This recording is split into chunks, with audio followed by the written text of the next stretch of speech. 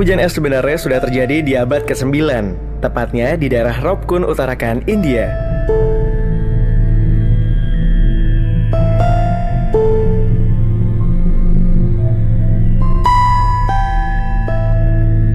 Dan ternyata, zaman dulu di Eropa, ketika hujan es datang, orang-orang akan membunyikan lonceng gereja dan menembakkan meriam ke atas.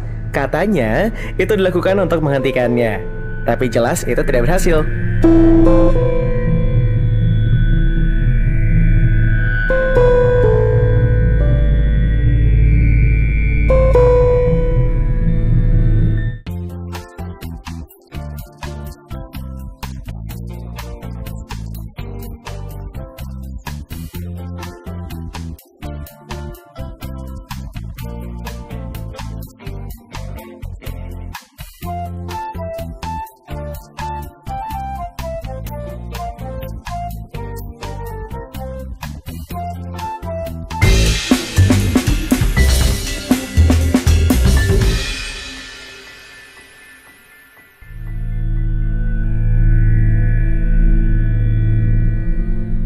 Berdasarkan ukuran curah hujan, terdapat 6 kategori hujan.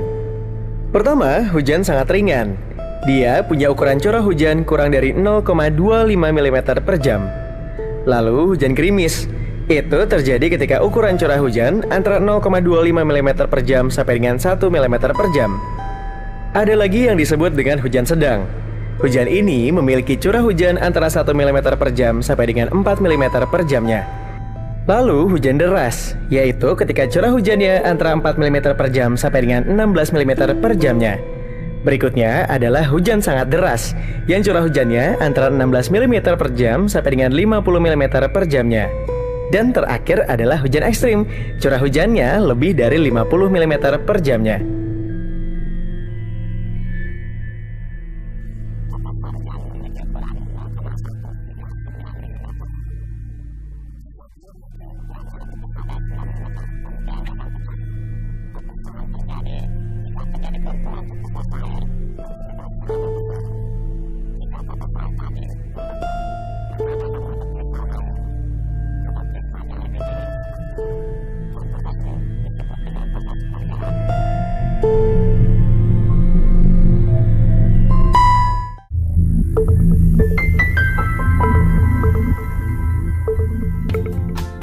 Itu tadi penjelasan sederhana tentang hujan.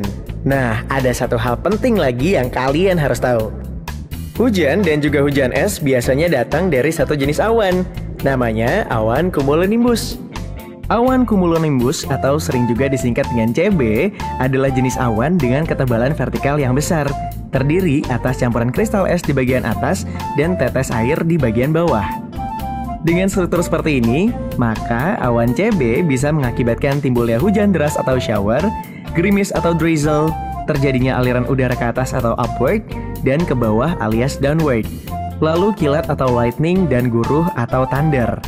Ini biasanya mengawali terbentuknya lapisan listrik positif dan negatif di dalam awan, yang biasa kita sebut dengan badai atau thunderstorm.